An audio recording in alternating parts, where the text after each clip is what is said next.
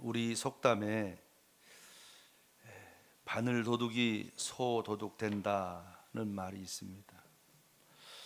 잘못을 했을 때 즉시 벌을 받고 교훈을 얻게 되면 큰 잘못을 저지르지 않게 된다는 것입니다.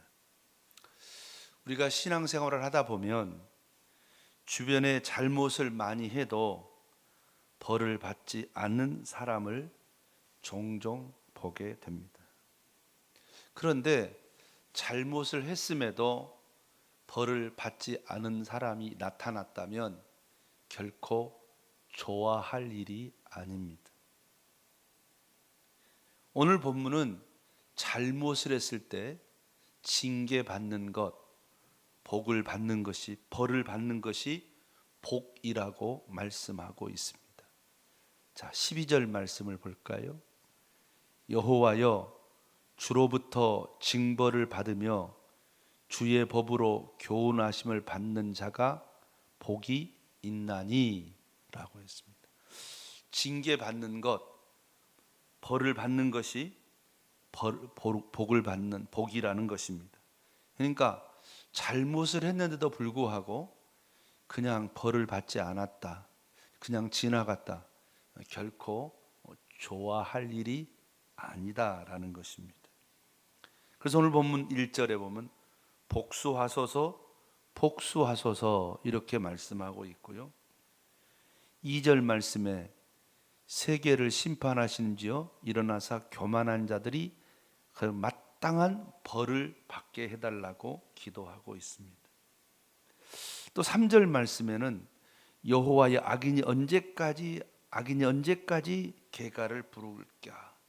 계속해서 그 사람들이 난 뭐 내 정도 괜찮아, 내가 뭐 잘못했다 그래 하면서 죄를 지어놓고도 계속해서 뻔뻔스럽게 그렇게 다니는 것을 하나님 언제까지 보시렵니까? 라고 지금 기도하는 장면을 발견하게 됩니다. 그러면 이 사람들은 어떤 잘못을 했습니까? 4절에 나와 있습니다. 그들이 마구짓거리며 오만하게 떠들며 죄악을 행하는 자들이 다 자만하나이다. 그냥 막 떠들고 다니는 거예요. 막 떠들고 다니는 거예요. 함부로 말하는 거예요.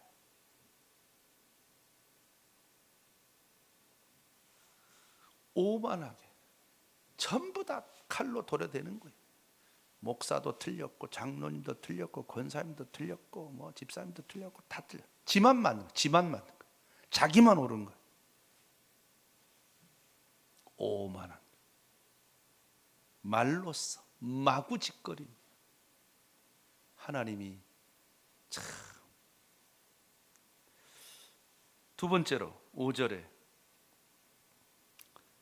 여호와여, 그들이 주의 백성을, 5절에 백성을 짓밟으며 주의 소유를 곤고하게 하며, 이 주의 소유는 하나님의 백성을 말합니다. 돈 그런 거 얘기하는 게 아니라 하나님의 백성들, 사람들을 괴롭게 하는 거예요. 말로 괴롭게 하고. 여러분, 이 세상을 살면서 듣지 않아야 될 말이 있는데 그런 말을 들으면 상대하기도 그렇고 상대 안 하기도 그렇고 괴로운 거예요. 괴로운 거예요. 철이 없다고도 말하기도 그렇고 철이 있다고 말하기도 그렇고 참 그래. 괴로워. 여러분, 다른 사람을 제발 괴롭게 하지 마세요. 여러분, 다른 사람을 괴롭게 하는 건 큰 잘못입니다. 절대로 다른 사람을 괴롭게 하지 마세요. 6절에 과부와 나그네를 죽이며 고아들을 살해하며, 뭐 직접적으로 칼로 죽일 수도 있겠으나 과부, 고아, 나그네, 이 사람들이 힘이 없는 사람들이잖아요. 찍소리도 못하는 사람들, 뭐 억울한 일을 당하고 힘든 일을 당해도 말 못하는 사람들 있잖아요. 이런 사람들, 약한 자들을 뭐 하는 거예요? 괴롭히는 거예요. 괴롭히는 거예요. 한마디로 표현하면 학교에도 보면 이제 그런 것을 가리켜서 칠면조 현상이라고 그러죠. 칠면조 현상. 일본에서는 그걸 이지메라고 표현하기도 하고, 요즘에는 그걸 학교 폭력, 학폭이라고도 말하기도 하죠. 뭐 여러분 중에 그 닭이나 그런 종류를 키워보신 분들이 있을 수도 있는데, 아시는 분들 아실 텐데요. 칠면조사를 했는데, 닭 종류, 그러니까 이 닭 종류들은요, 그 항문으로 알을 낳잖아요. 알을요. 그럼 알을 낳다 보니까 시간이 지나면 그 항문 부위가 빨갛게 이렇게 부어 오를 수 있습니다. 그러면 항상 항문으로 그 알을 낳고 하다 보니까 거기가 이게 간질간질하거든요. 근데 빨갛게 부어오르고 보면 닭들이 보면 이렇게 빨갛게 부어오르니까 그게 잘 모르니까 콕콕 쫓는단 말이에요. 콕콕. 거기가 뭐하다고요? 간지럽다니까. 간지럽. 그러면 콕콕 좀 우리 같은 사람들은 아프니까 도망을 갈 텐데, 이 조류들은 가만히 있는 거예요. 그러면 한 놈이 쫓기 시작하면 여러 놈에서 다 같이 쫓는 거예요. 그래서 나중에 어떻게 돼요? 그 항문이 전체가 다 창자까지 다 빠져나와 가지고 그 칠면조가 죽어버려요. 그걸 칠면조 현상이라고 그래요. 오늘 본문의 고아, 과부, 죽을 때까지 괴롭히는 거예요.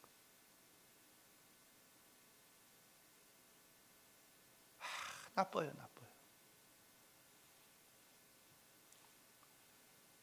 계속해서 어디요? 20절을 볼까요? 율례를 빙자하고 재난을 꾸미는 악한 재판장이 어찌 좋아 어울리리까. 율례를 빙자하고, 뭐로요? 율례. 성경 말씀을 은근히 아는 척하면서, 여러분, 성경 말씀이 우리에게 주어진 이유는 뭐라고? 왜 주어졌어요? 뭐 하라고? 왜 주어졌어요? 아니 이걸 모르면 안 되지. 따라서 사랑하라고. 성경은 사랑이잖아요. 하나님이 우리에게 율례를 주신 것은 뭐 하라고? 사랑하라고. 자, 지난주에 설교 말씀 들었잖아요. 11조, 구약의 11조가 세 종류가 있다 그랬잖아요. 두 번째 11조가 뭐예요? 가난한 사람을 돕는 구제의 11조, 율법이잖아요. 율법은 사랑이다. 사랑하라고 주신 거란 말이에요. 사랑하라고. 그래서 예수님께서 율법을 뭘로 완성하셨어요? 사랑으로 완성하신 줄 믿습니다. 그런데 뭘 가지고? 율법을 가지고, 말씀을 가지고 사람을 괴롭히는 거예요.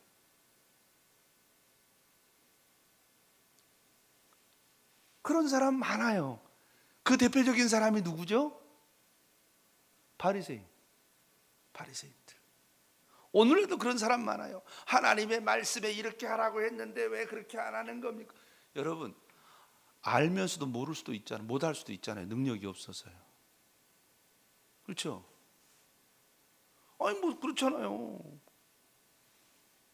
자, 예를 들면 만일의 경우에 제가 맨날 여러분, 성경에 말씀하시기를 기도를 쉬는 것은 죄라고 했는데, 정혜란 집사 왜 새벽 기도 안 나오고 왜 죄를 짓는 거야? 이런 식으로 하면 여러분 얼마나 부담스럽겠어요. 그렇죠?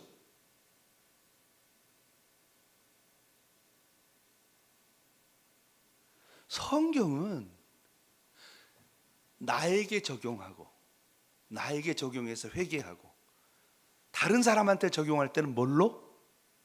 다른 사람한테 뭐? 사랑하라고. 사랑으로 적용을 해야지. 내로남불이라고 나는 괜찮고 다른 사람을 그냥 까는 거야. 까는데 이 말씀이 이랬는데 왜 저 모양이냐는 거지. 그냥 까는 거야.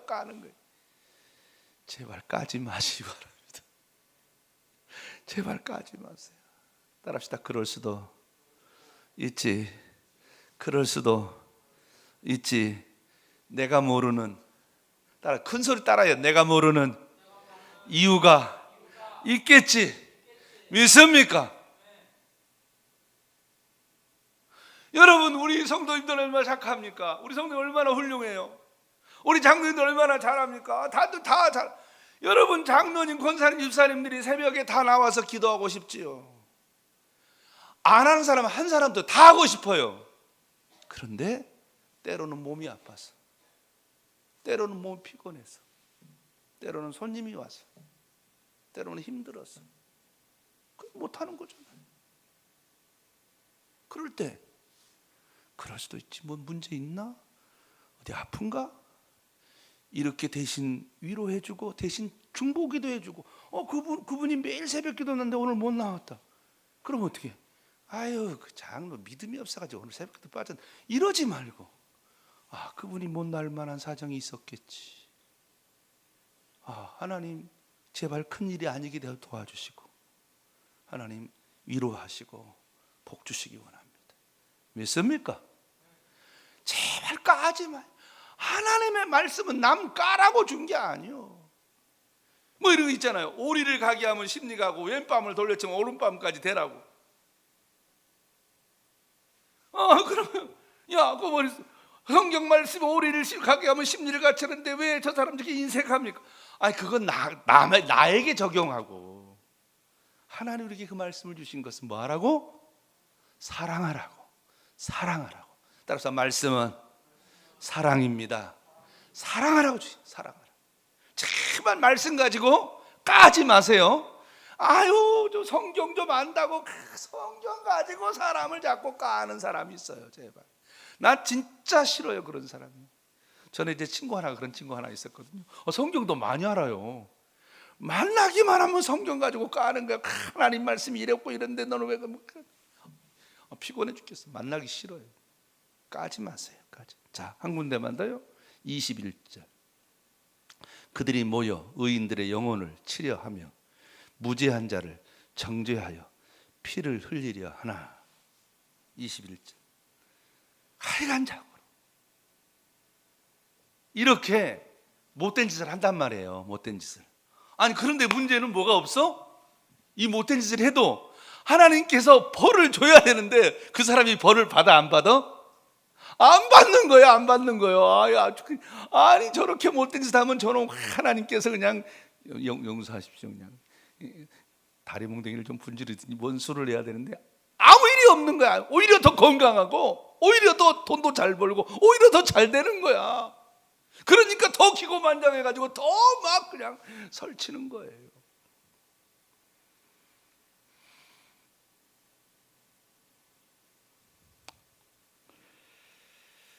자,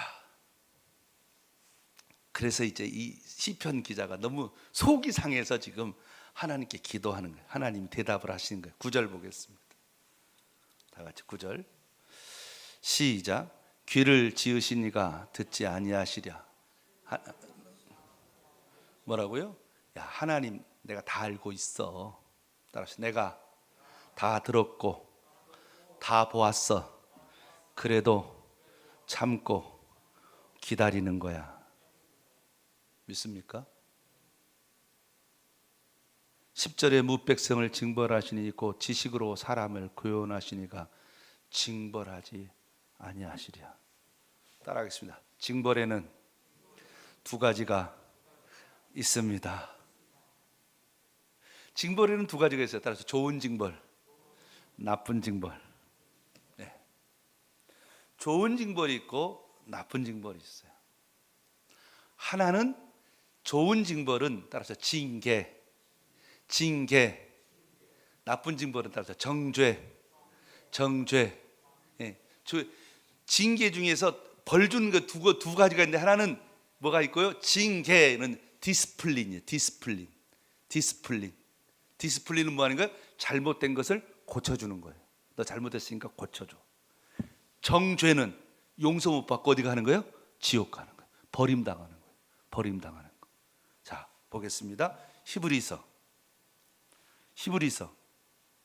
12장 5절과 6절을 보겠습니다. 이런 일은 없어야 돼요. 그러니까 징계 없다고 좋아하지 마세요. 자, 시작. 또 아들들에게 권하는 것 같이 너희에게 권면하신 말씀도 잊었도다. 일러스되 내 아들아, 주의 징계를 경히 여기지 말며 그에게 꾸지람을 받을 때 낙심하지 말라. 주께서 그 사랑하신 자를 징계하시고 그가 받으시는 이는 아들마다 채찍질 하심이라 하였으니 뭐가 있다고요? 징계. 이 징계는 뭐라고요? 디스플린. 소위 말하면 회초리. 회초리가 있어요. 회초리가 있다고. 그건 좋은 거예요. 그러니까 여러분 혹시 조금 잘못했는데 하나님이 탁 때렸다. 하나님 나는 조금밖에 잘못했는데 나는 때리시고 왜 저놈 저렇게 잘못했는데 가만히 내비두십니까? 그러지 말고 따라합시다. 하나님 감사합니다. 하나님이 나를 사랑하시는 줄 믿습니다. 믿습니까? 여러분 그래도 하나. 왜 그렇습니까? 오늘 13절 말씀에 12절에 나와 있죠. 징벌을 받는 것이 복이다. 그 이유가 13절 말씀에 이런 사람에게는 환난 날을 피하게 하사 멸망할 때까지 평안을 주시고 14절 말씀에 자기 백성을 버리지 아니하시며 하나님이 징계했다는 말은 안 버렸다라는 증거란 말이에요. 16절 말씀에 누가 그래서 자 여기서 이제 오늘 결론이에요. 사실은요. 결론. 자 그래서 16절 말씀에 누가 나를 위하여 행악자를 치며 일어나서 자들을 칠까? 무슨 말이죠? 한번 성경을 한번 찾아보고 결론을 좀 맺어보겠습니다. 민수기 25장 7절에서 11절입니다.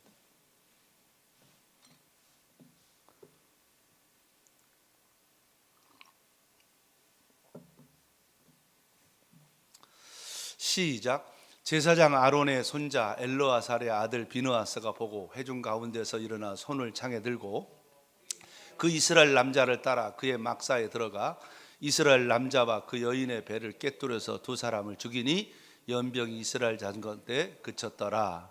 그 연병으로 죽은 자가 24,000명이었더라. 이 고스비 사건이거든요. 고스비 이 어떤 길갈 그 어떤 그 모압 평지였던 그 바알 부올의 사건입니다.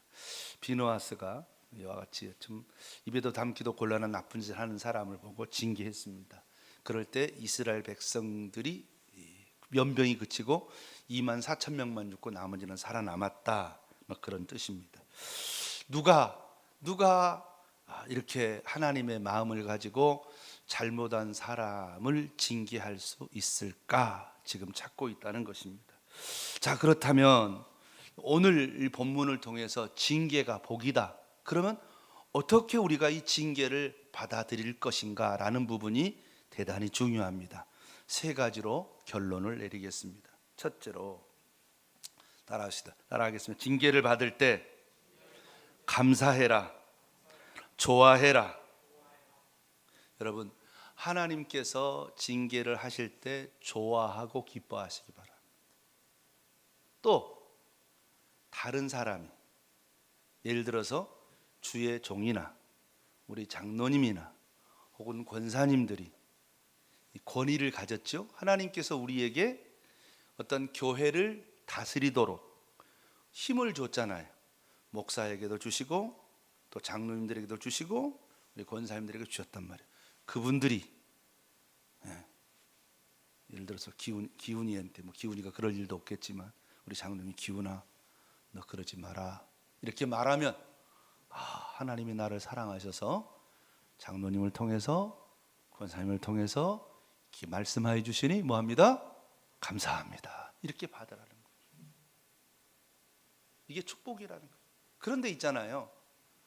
정말 우리가 못하는 거 한 가지 중에 너 틀렸어. 너 잘못했어. 그거를요 받아들이는 사람이요 10명 중에요 1명이나 될까 말까예요. 원수돼요. 원수된다고.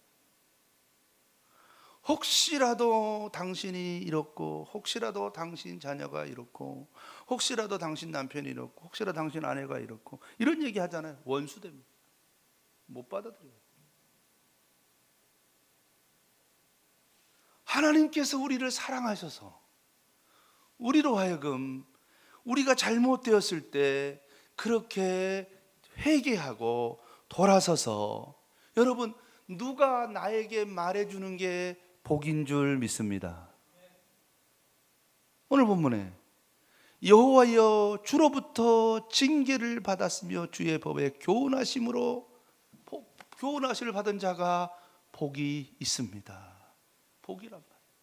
그러므로 여러분 열린 가슴으로 지금까지는 어떻게 했는지 모르겠으나 혹시라도 누군가가 나에게 와서 뭐 그런 부분을 좀 고쳤으면 좋겠습니다라고 혹시라도 얘기한다면 그것을 원수되게 받지 말고 인상 쓰고 받지 말고 싸우려고 들지 말고 감사함으로 받으시기를 주의 이름으로 축원합니다. 두 번째로, 하나님이 다 알고 계시니 징계가 없다 해서, 여러분 누구라도 자기 양심으로 내가 잘못한 거 다 알고 있습니다. 징계가 없다고 좋아하지 말고 따라합시다. 스스로 회개하라. 믿습니까? 스스로 회개해라. 꼭 징계 받아서 회개하지 말고 스스로 회개하라. 이게 좋다. 이게 좋다. 사랑하는 성도 여러분, 하나님이 다 듣고 있다. 하나님이 다 보고 있다. 하나님 다 알고 있다. 그래도 하나님이 지금 뭐 하고 있다? 참고 있다. 기다리고 있다. 뭐 하라고? 어서 도나오, 어서 돌아와오.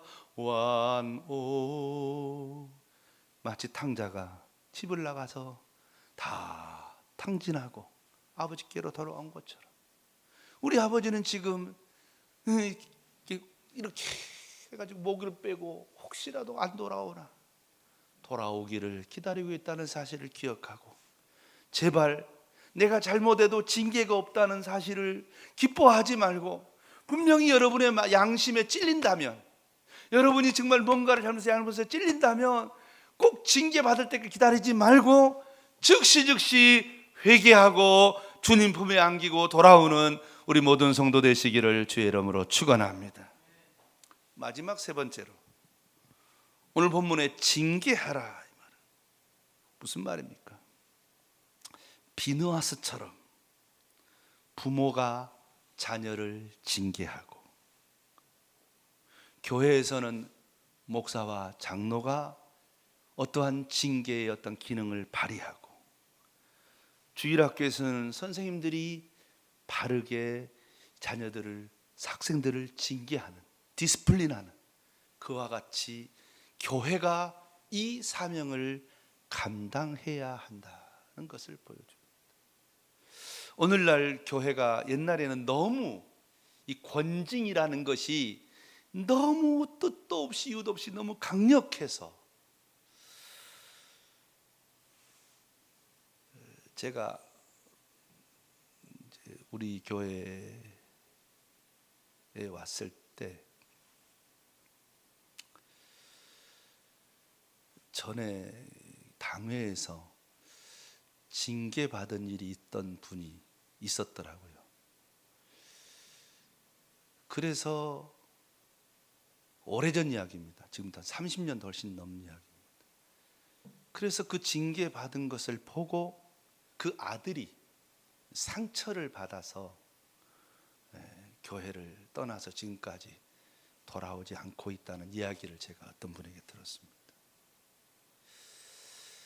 그 징계의 내용이 뭐냐 이렇게 물었더니, 그 자녀분이 결혼을 했는데 불신자의 자녀와 결혼했다고 합니다. 그랬더니 당회에서 그 불신자와 결혼을 시킨 그 부모를 이렇게 아마 벌을 준 모양입니다. 참 맞지요? 뭐 틀린 건 아닙니다. 우리가 믿음 안에서 자녀들이 결혼하는 건 너무너무 중요하고 반드시 또 믿음 안에서 결혼해야 되지만은, 그것을 공개적으로 해서 그로 하여금 그렇게 상처가 되게 했다는 것은 너무 좀 지나친 게 아닌가라는 생각을 제 나름대로 해봤습니다. 그러나 중요한 것은 징계해야 된다는 것은, 그렇다고 해서 잘못을 했는데 징계를 안 한다는 것도 그것도 또 문제라는 것이죠. 지금은 옛날에는 너무 징계가 셌고 지금은 전혀 징계가 없고 이런 어떤 극단적인 현상이 우리 교회 안에 있다는 사실 때문에 지금 교회들이 대단히 어렵습니다. 지금 우리 교단도 상당히 지금 좀 시끄럽고 이번 노회 때 좀 불편한 일이 좀 있을 것 같이 생각이 듭니다. 사랑하는 성도 여러분, 그렇기 때문에 교회가 손을 대기 전에 미리 가정에서 이렇게 잘 지도가 된다면 얼마나 좋을까라는 생각을 저는 해봤습니다. 그래서 우리가 정말 하나님께서 지금 누구 같은 사람? 비누아스 같은 사람, 아닌 건 아닌 거야 라고 분명하게 말할 수 있는 그와 같은 이 사람을 지금 주님이 찾고 있다, 이렇게 말씀하는 것을 볼 때 우리가 가정에서 정말 우리 자녀들만큼은 우리가 믿음으로 잘 가르치고, 그래서 혹시라도 자녀들이 곁길로 갔을 때 야, 그걸로 가면 안 돼, 그렇게 하면 안 돼 라고 정확하게 말하고 정확하게 지도를 해서 우리 자녀들이 믿음으로 살아갈 수 있도록 그런 가정을 만들어야 되지 않을까 싶습니다. 왜냐하면 지금은 미안합니다마는 우리 교회 장로님들 계시고 목사도 있습니다마는 지금까지 제가 우리 교회 와서 16년 동안 있는 동안에 한 번도 어떤 사람을 징계하기 위해서 어떤 그 당회로 모인 적은 한 번도 없습니다. 앞으로도 아마 없을 줄로 압니다. 아니, 없어야 됩니다. 그렇다고 한다면 이 징계가 반드시 있어야 되는데 이 징계가 어디서 있어야 되겠느냐? 가정에서 있었으면 참 좋겠다. 왜? 오늘날 실정에 봤을 때 괜히 섣불리 교회가 무슨 징계한다 해서 뭐 그냥 싸움이 일어나고 그걸 징계를 그냥 순수하게 잘 받아들이면 좋겠지만 지금은 그런 시대가 아니잖아요. 그렇기 때문에 그런 것들에 대해서 교회가 나서서 뭐 특별하게 정확하게 표시나는 그런 것들에 대해서 확실하게 선을 그어야 되겠지만은 사소한 문제라든가 이런 걸 가지고 교회에서 징계하기보다는 가정에서 부모님들이 신앙 지도를 잘 해야 되겠다는 생각을 제가 이 말씀을 준비하면서 마음에 들게 됐습니다. 사랑하는 성도 여러분, 오늘 징계는 복입니다. 징계는 복인데 징계 받을 때 감사하시고, 혹시 책망을 받을 때 감사하시고, 두 번째로 잘못했는데 아무 어떤 반응이 없고 아무런 잘못, 하나님이 나한테 아무런 말씀 안 하시고 나를 채찍도 안 때리시고 회초리도 안 때리신다고 좋아하지 말고 오히려 그때가 바로 하나님이 기다린 때인 줄 알고 하나님 앞에 겸손하게 회개하고, 특별히 지금은 이 교회가 이 어떤 징계적 기능을 많이 잃어버린 안타까운 시대를 살고 있는 때인 만큼 우리 교회가 그런 연약함에 빠져 있을 수밖에 없다. 참 저도 너무너무 가슴이 아픕니다. 그렇기 때문에 오히려 우리 가정에서 좀 더 강력하게 자녀들을 믿음으로 치도해야 되지 않은 그런 시기가 왔다는 사실을 생각해 보면서 우리 모두가 참으로 징계가 축복이라는 사실을 기억하고, 그런데 또 안타까운 것은 지금 이제 가정도 자녀들을 징계하지 못하는, 혹시 가정에서 자녀를 잘못했다고 예를 들어서 뭐 회초리라도 때려가지고 여기 뭐 파란 줄이라도 하나 가면 학교에서 뭐 아동 학대로 또 경찰서에 고발하는 이런 일까지 있으니까 지금은 대단히 징계가 어려운 시대가 됐다는 사실을 기억하고, 정말 우리가 이 징계를 소중하게 생각하고 우리 모두가 기도하면서 우리 믿음을 바로 세우는, 징계가 축복이다. 근데 하나님께서 만일 손을 대시면, 하나님이 손을 대시면 뭐 이건 진짜 큰 참 견딜 수 없는, 당할 수 없는, 감당할 수 없는 어마어마한 징계가 있기 때문에 우리가 이 징계 앞에서 정말 겸손함으로 우리의 신앙생활을 잘 해내야 될 줄로 믿습니다.